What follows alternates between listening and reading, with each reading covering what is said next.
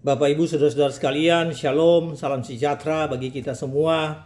Hari ini saya ingin share dengan Anda semua tentang salah satu aspek kepemimpinan yang banyak disalahgunakan, yaitu power atau authority atau wewenang. Jadi penyalahgunaan itu disebut dengan abuse of power.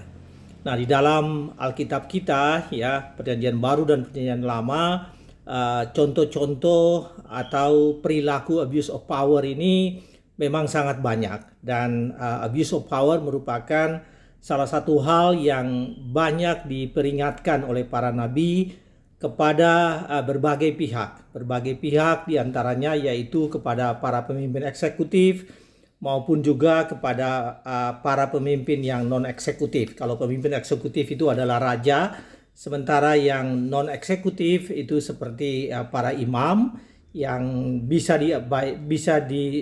diartikan sebagai pemimpin dalam bidang penegakan hukum, ya, dalam bidang advokasi hukum, yaitu pemimpin yaitu para imam.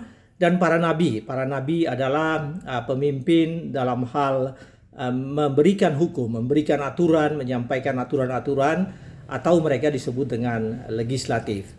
Nah, saudara-saudara sekalian, pada zaman Mika, jadi kita akan melihat dari bagaimana abuse of power yang diperingatkan oleh Mika kepada para pemimpin di zamannya. Tadi saya sebutkan ada tiga kelompok para pemimpin yang melakukan abuse of power pada zaman Mika. Nah, Mika ini hidup di zaman sejaman dengan Yesaya, yaitu sekitar tahun 735 sampai 690 sebelum Masehi. Mika melayani di Yerusalem atau di kerajaan Israel Selatan atau di kerajaan Yehuda, namun juga dia menyasar pesan-pesannya itu kepada para pemimpin yang ada di kerajaan utara, yaitu kerajaan Israel atau dengan ibu kotanya Samaria, atau kerajaan dengan ibu kotanya Samaria. Nah, Bapak Ibu Saudara sekalian, tiga raja yang hidup di zaman Mika di Yehuda adalah Raja Yotam, Ahaz, dan Hezekia. Sementara dua raja yang berada pada zaman Mika di Israel Utara atau di Samaria itu adalah Raja Pekah dan Raja Hosea. Nah, saudara-saudara sekalian, yang menjadi sorotan dari Mika yaitu bahwa karena kebijakan-kebijakan yang diambil oleh para pemimpin pada saat itu, terutama pemimpin eksekutif, dan kalau Anda baca surat Mika tidak hanya, atau kitab Mika tidak hanya pemimpin eksekutif, tadi saya sebutkan juga yaitu para imam dan para nabi juga, ya, termasuk mereka yang melakukan abuse of power.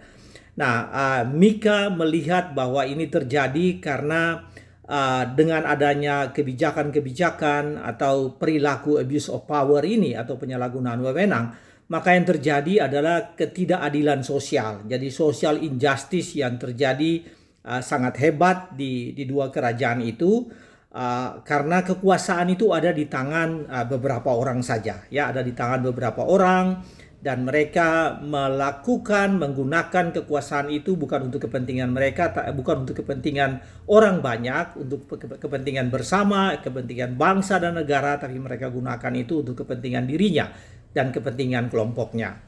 Nah, saudara-saudara sekalian, Mika pasal 2 ayat 3, Mika pasal 2 dan pasal 3 secara utuh menyampaikan tentang abuse of power ini. Jadi Anda bisa melihat itu di Mika pasal 2 dan pasal 3. Tetapi hari ini kita akan hanya soroti tentang Mika pasal 2 ayat 1 sampai ayat 5 yang hanya menyoroti tentang abuse of power yang dilakukan oleh para raja, ya, atau eksekutif. Nah, saudara-saudara sekalian, sebelum pergi ke sana, apa sih yang dimaksudkan dengan abuse of power atau penyalahgunaan wewenang?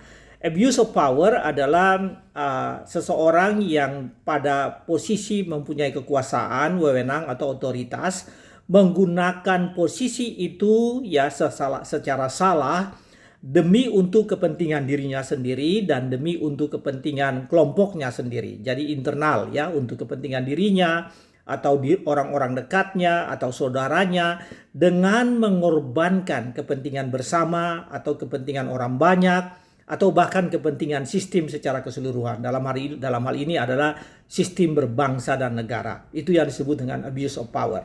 penyalahgunaan wewenang, otoritas, ya, kekuasaan yang sebetulnya ada pada pemimpin. Jadi wewenang itu ada pada seorang pemimpin, namun dia tidak menggunakan wewenang, kekuasaan atau otoritas atau power itu untuk kepentingan bersama sesuai dengan sistem yang berlaku, tapi dia menggunakan itu untuk kepentingan dirinya sendiri. Nah, itu yang disebut dengan abuse of power, Bapak Ibu saudara-saudara sekalian. Dan karena abuse of power ini, maka dampaknya sangat luar biasa, ya. Dampaknya itu akan bukan bagi dirinya sendiri, bukan bagi kelompoknya sendiri, tetapi bagi bangsa dan negara, bagi orang banyak, ya. Itu dampak dari abuse of power. Nah, saudara-saudara sekalian, saya ingin kita melihat dari kebenaran firman Tuhan tentang abuse of power ini, dan kita akan melihat dari Mika pasal 2 ayat 1 sampai dengan ayatnya yang keempat, ya. Mika pasal 2 ayat 1 sampai dan keempat.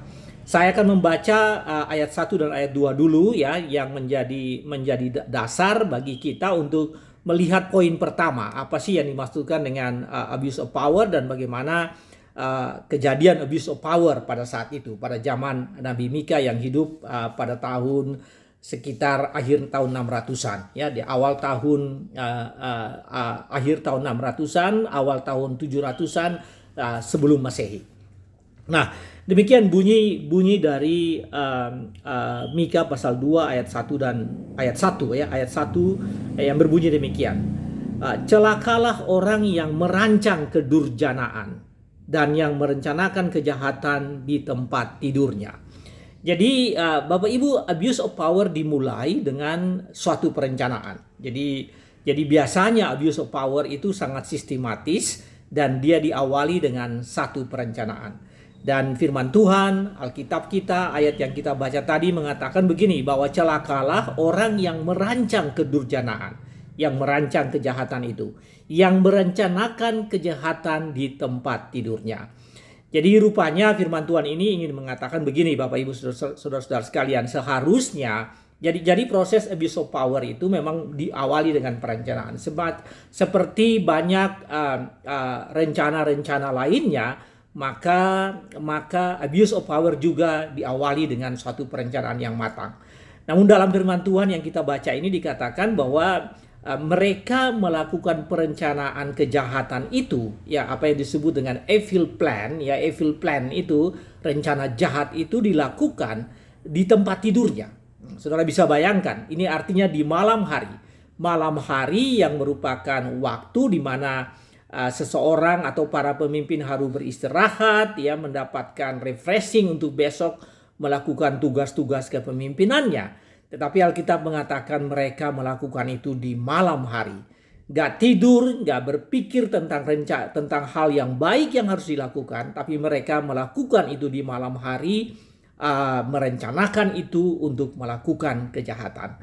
Nah, Bapak Ibu saudara-saudara sekalian, Alkitab berkata bahwa celakalah orang-orang yang merancang kejahatan itu. Jadi bagi mereka yang melakukan itu, memang itu awal dari proses abuse of power. Langkah pertama dari abuse of power yaitu merancang kejahatan. Dan Bapak Ibu saudara-saudaraku, ini terjadi secara sistematis. Kalau kita perhatikan orang-orang yang melakukan abuse of power, maka mereka merancang itu. Bahkan tidak sendiri, merancang secara bersama-sama. Nah, abuse of power ini sering masuk kepada kriminal atau yang disebut dengan crime, atau bahkan disebut dengan extraordinary crime. Dan extraordinary crime atau kriminal yang luar biasa itu, kejahatan yang luar biasa itu, biasanya itu sistematis dimulai dengan perencanaan dan bahkan disebut dengan organized crime. Kejahatan yang terorganisir, dan itu memang dimulai dengan perencanaan. Jadi Bapak Ibu saudara-saudara sekalian, perencanaan tidak salah, tetapi kalau perencanaan kejahatan maka itu adalah satu kesalahan fatal, ya. Merancangkan sesuatu yang jahat dan kemudian nanti mengeksekusinya. Saudara-saudara sekalian, perencanaan adalah sesuatu yang harus kita lakukan, ya. Yakobus mengatakan bahwa jangan melupakan Tuhan dalam perencanaan. Jadi memang kita ini di dalam menjalani kehidupan harus melakukan perencanaan. Bahkan kalau kamu melakukan perencanaan, kamu mengatakan begini, jikalau Tuhan menghendaki maka rencana yang saya lakukan ini akan dikerjakan. Jadi perencanaan yang dilakukan oleh atau berdasarkan atas kehendak Allah dan berdasarkan atas petunjuk Allah. Itu yang disebut dengan perencanaan. Tetapi celakalah mereka yang melakukan perencanaan demi kejahatan. Jadi memang perencanaan harus dilakukan. Tuhan Yesus sendiri mengatakan tentang apa yang disebut dengan cost of disciple, ya, harga seorang murid. Bahwa kalau kamu mau memutuskan untuk mengikuti Tuhan, maka kamu harus berpikir dengan baik. Kamu harus merencanakan itu dengan baik. Jangan di tengah jalan kamu lari dari Tuhan. Jadi itu yang disebut dengan perencanaan. Yesus ingin menekankan bahwa perencanaan itu begitu penting. Tetapi di dalam Mika ini dikatakan begini, bahwa orang-orang pemimpin-pemimpin pada saat itu mereka merencanakan kejahatan dengan sistematis. Jadi malam hari seharusnya mereka gunakan itu untuk hal-hal yang baik, untuk istirahat. Tapi bahkan dalam tidur mereka, dikatakan di dalam firman Tuhan tadi, bahkan di tempat tidur mereka merencanakan kejahatan. Saudaraku, apa ini artinya bagi kita? Sebagai pemimpin, Anda harus merencanakan kebaikan. Jadi ini lesson unlearned, ya, sesuatu yang tidak harus kita ikuti, ya, lesson unlearned daripada pemimpin saat itu, yaitu bahwa kita harus merencanakan yang baik bagi kehidupan kita dan mencari kehendak Tuhan dalam melakukan perencanaan, bukan merencanakan kejahatan. Jadi kejahatan-kejahatan besar, proses-proses dalam melanggar kejahatan ini, melanggar wewenang otoritas, ya, yang tadi disebut dengan abuse of power, memang diawali dengan kejahatan. Dan celakalah setiap orang yang melakukan hal itu. Firman Tuhan mengatakan, celakalah orang-orang yang merancang kedurjanaan. Jadi Bapak Ibu, jangan merencanakan kedurjanaan. Jangan merencanakan kejahatan. Karena begitu Anda merencanakan kejahatan, maka itu adalah dasar atau fondasi bagi Anda untuk berbuat jahat. Jadi hindari itu, jangan merencanakan kejahatan sekecil apapun dalam kehidupan Anda, agar supaya Anda tidak melakukannya. Bapak Ibu Saudara yang sekalian, yang kedua yaitu yang disebut dengan eksekusi rencana jahat. Jadi abuse of power mulai dengan perencanaan kejahatan, dan yang kedua adalah eksekusi rencana jahat. Dan itu kita bisa baca dari ayat 2 dan ayat 3 yang menyatakan demikian. Bagian B dari ayat pertama, ya. Jadi celakalah orang-orang yang merancang kedurjanaan, yang merencanakan kejahatan di tempat tidurnya, yang melakukannya di waktu fajar. Jadi mereka merencanakan pada malam hari, tetapi begitu pagi hari mereka langsung melaksanakannya. Yang melakukannya di waktu fajar, sebab hal itu ada dalam kekuasaannya. Jadi karena hal itu ada dalam wewenangnya, maka dia merencanakan dan kemudian dia langsung mengeksekusinya, ya. Jadi tidak ada waktu jeda. Biasanya saudara-saudara sekalian, perencanaan yang baik itu membutuhkan waktu untuk dipikirkan, baru kemudian dieksekusi.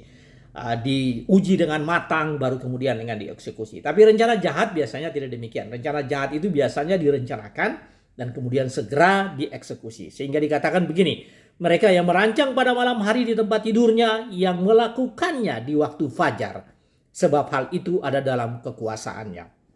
Jadi itulah eksekusinya. Nah, saudara, apa sih bentuk-bentuk eksekusi kejahatan yang ada di sini? Ayat 2 mengatakan demikian.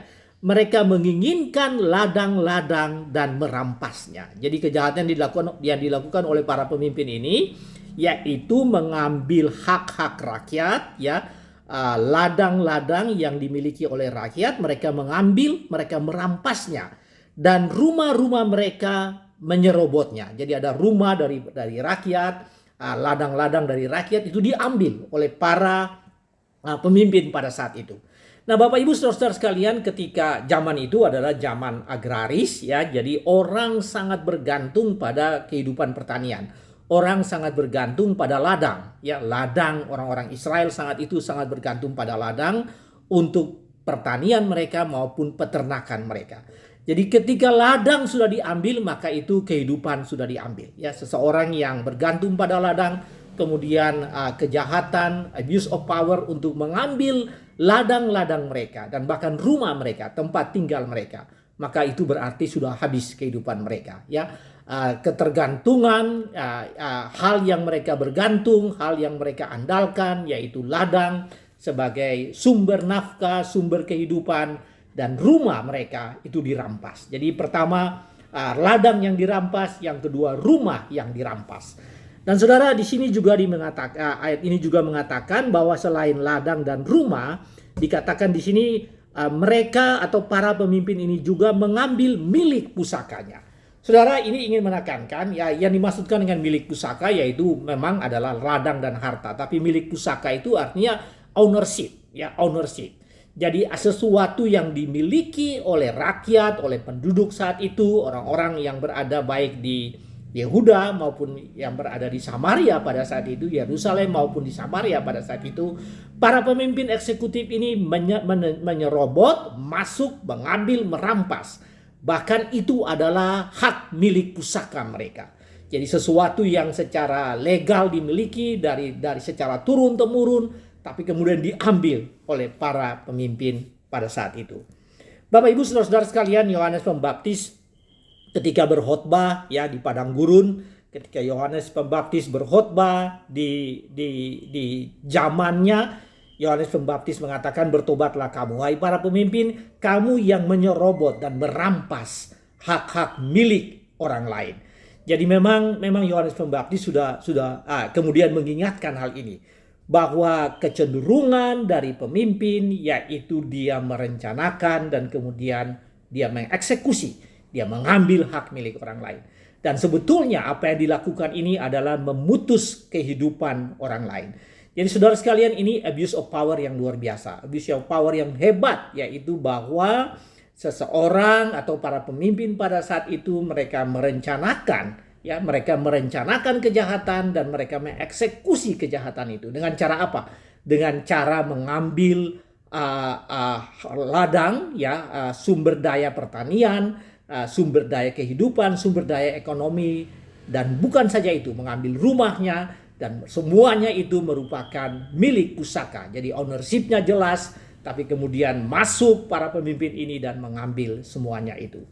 Bapak Ibu saudara-saudara sekalian, ada adegium yang mengatakan begini, power tend to corrupt, power tends to corrupt, absolute power corrupt absolutely. Ya, jadi kekuasaan itu cenderung untuk berbuat kejahatan. Ya, kekuasaan cenderung mendorong yang memiliki kekuasaan untuk berbuat kejahatan. Dan apabila kekuasaan itu absolut, mutlak, maka kejahatan yang pasti akan dilakukan. Power tends to corrupt, absolute power corrupt absolutely. Itu adalah adegium yang sering kita dengar atau yang sering kita baca, kita belajar ketika kekuasaan itu terkait dengan kepemimpinan, leadership, dan leadership yang mempunyai wewenang dan otoritas yang besar dan kemudian salah digunakan. Bapak Ibu saudara-saudara sekalian, apa ini artinya bagi kita? Artinya bagi kita, kalau Anda memang berada pada posisi yang memiliki wewenang, kekuasaan, dan otoritas, ya, maka Anda harus betul-betul memperhatikan bahwa itu tidak boleh disalahgunakan. Itu bukan untuk disalahgunakan, ya.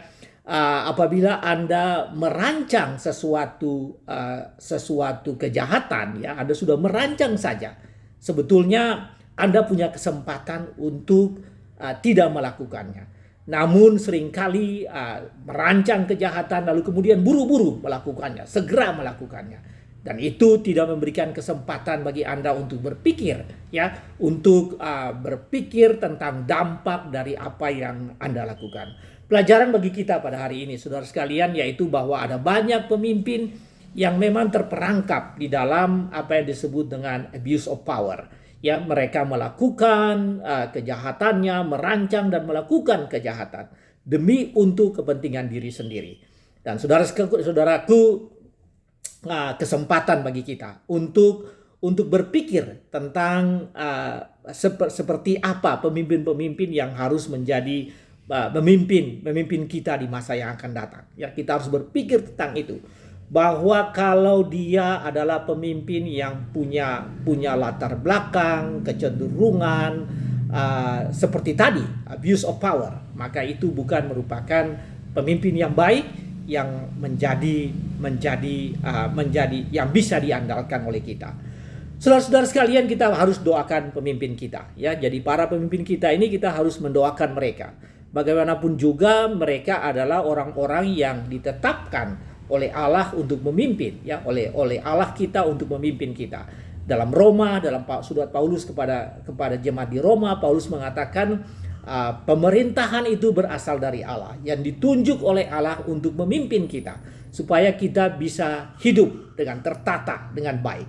Nah, karena itu kita harus menghormati. Dengan demikian kita harus mendoakan para pemimpin kita supaya mereka tidak melakukan abuse of power. Power, wewenang, kekuasaan, otoritas yang sudah ada pada mereka itu, mereka menggunakan itu dengan sebaik-baiknya. Dan sebagai orang Kristen, kita punya tanggung jawab untuk mendoakan para pemimpin kita agar supaya mereka terhindar dari apa yang disebut dengan penyalahgunaan wewenang atau abuse of power. Saudaraku, kalau Anda adalah berada dalam sistem ini, kalau Anda berada dalam bidang ini, ya, salah satu yang berada dalam bidang ini, bahwa Anda mempunyai kekuasaan, Anda bisa saja Anda bisa berbuat untuk mempengaruhi orang lain.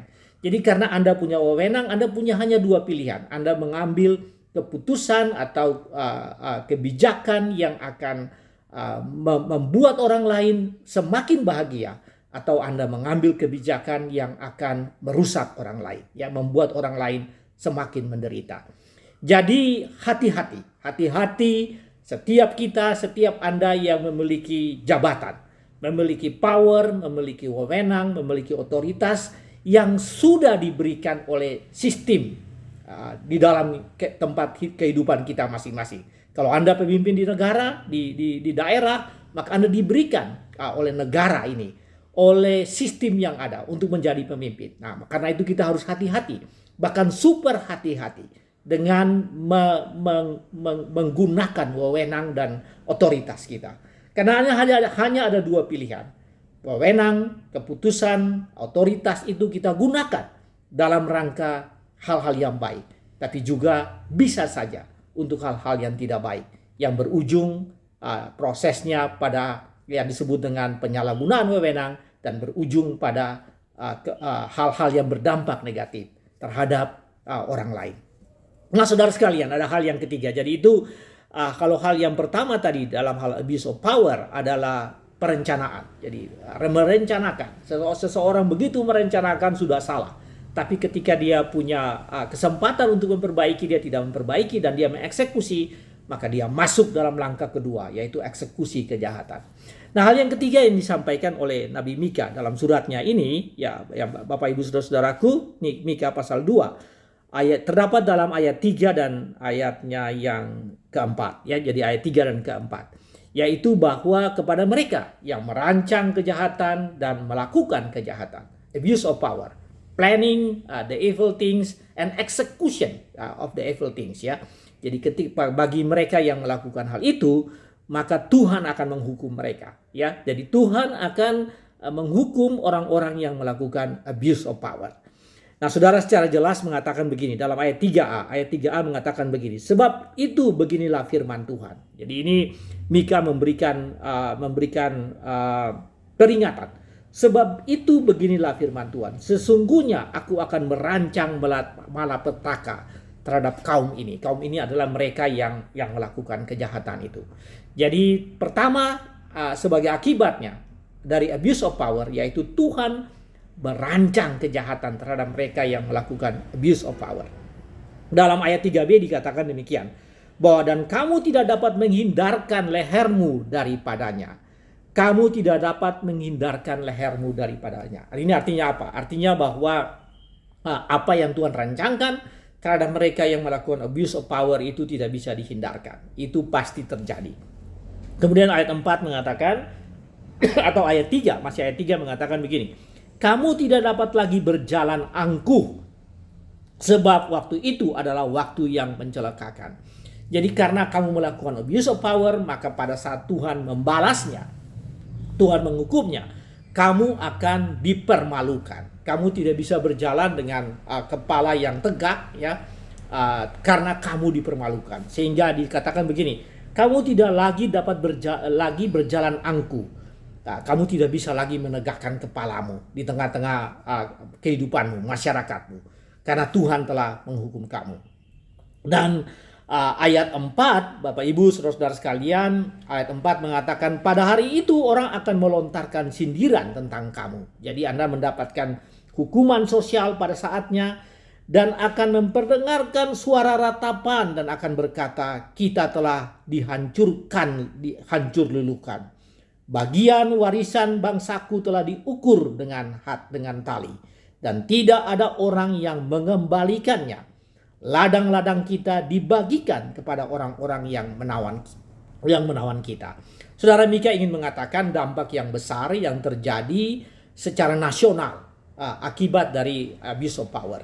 Dan dampak yang besar itu yaitu bahwa karena kepemilikan sudah diambil alih oleh mereka, oleh para pemimpin, dan kemudian ketika diserang oleh bangsa lain, maka kepemilikan itu diambil oleh bangsa-bangsa lain. Dan bangsa ini menjadi dihancur lulukan.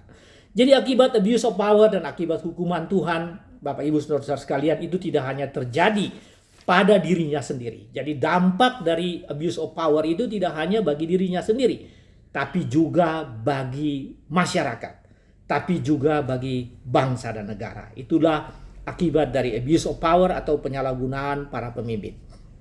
Bapak Ibu, Anda sering lihat di Gedung Merah Putih, ya, di Gedung Merah Putih ada banyak orang yang tadinya sangat gagah perkasa, sangat dihormati, tetapi kemudian masuk ke Gedung Merah Putih dengan baju oranye, dengan jaket oranye, dan kemudian dengan tangan yang terhandcuff, ya, tangan yang dibogrol, ya, tangan yang digobrol, jadi tidak bisa lagi melakukan banyak hal. Dan biasanya memang ada beberapa orang yang senyum, ya, ketika masuk ke Gedung Merah Putih, tapi banyak yang tertunduk, kepalanya tertunduk. Saudara, itulah akibat dari abuse of power. Jadi abuse of power pada saatnya akan dihukum Tuhan. Kalau Anda tidak dihukum di dunia ini, maka saatnya Anda punya hukuman dari Tuhan. Yang pasti Allah merancang hal yang tidak baik. Allah merancang sesuatu yang buruk bagi setiap orang yang melakukan abuse of power dan mengakibatkan keruntuhan bangsa dan negara, kehancuran bangsa dan negara, keterbelakangan bangsa dan negara, dan yang mengakibatkan dampak ekonomi terhadap begitu banyak orang. Bapak Ibu, apa ini artinya bagi kita? Artinya bagi kita bahwa mari kita membangun kepemimpinan, ya yang tidak melakukan hal ini, yang tidak melakukan abuse of power. Oleh karena itu kita harus sangat hati-hati di dalam memilih siapa yang menjadi pemimpin kita. Ya, kita tidak inginkan pemimpin kita ini nanti mereka yang terjebak dalam nafsu kekuasaan dan pada akhirnya melakukan abuse of power. Hari ini Bapak Ibu, sejak kemarin kita melihat terjadi hal yang sangat sedih terjadi di Nigeria, di mana banyak orang yang punya nafsu besar terhadap kekuasaan, dan mereka apa yang mereka lakukan? Mereka saling berperang satu dengan yang lain di negara Nigeria, dan pada akhirnya ini kemarin baru dilaporkan oleh banyak media. Dan pada akhirnya banyak orang yang menjadi korban.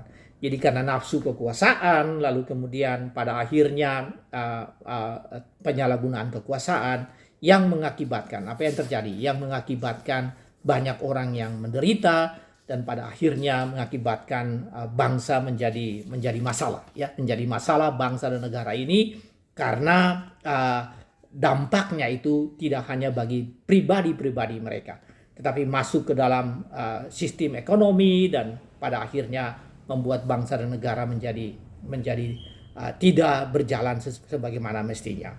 Saudara, sebagai kesimpulan, ya, apa yang harus kita lakukan? Pada saat ini kita sedang mulai heboh di dalam proses untuk mendapatkan pemimpin baru, bukan hanya di level nasional tapi juga di level daerah, ya, di level provinsi, di level kabupaten. Dan hendaknya proses ini menjadi perhatian kita, bahwa kita ingin pemimpin-pemimpin yang baik. Oleh karena itu sebagai gereja, sebagai orang Kristen, dari sekarang kita udah mulai berdoa supaya Allah memberikan pemimpin-pemimpin yang memang tidak nantinya melakukan abuse of power, ya. Pemimpin-pemimpin yang berkarakter, yang berintegritas, yang akan memimpin negara ini. Saatnya Bapak Ibu, kita akan masuk di dalam memilih para pemimpin ini, dan hendaknya kita menggumuli itu dalam kehidupan kita, dalam kehidupan doa, dalam kehidupan berjemaat, dalam kehidupan keluarga, kehidupan kita masing-masing sebagai pribadi. Saat ini Bapak dan Ibu, kita harus doakan pemimpin kita. Kita selalu mendoakan pemimpin kita agar Allah tetap memberkati mereka, dan mereka tetap mengambil kebijakan-kebijakan yang memang untuk kepentingan bersama, untuk kepentingan rakyat, untuk kepentingan kemanusiaan, bukan untuk kepentingan pribadi.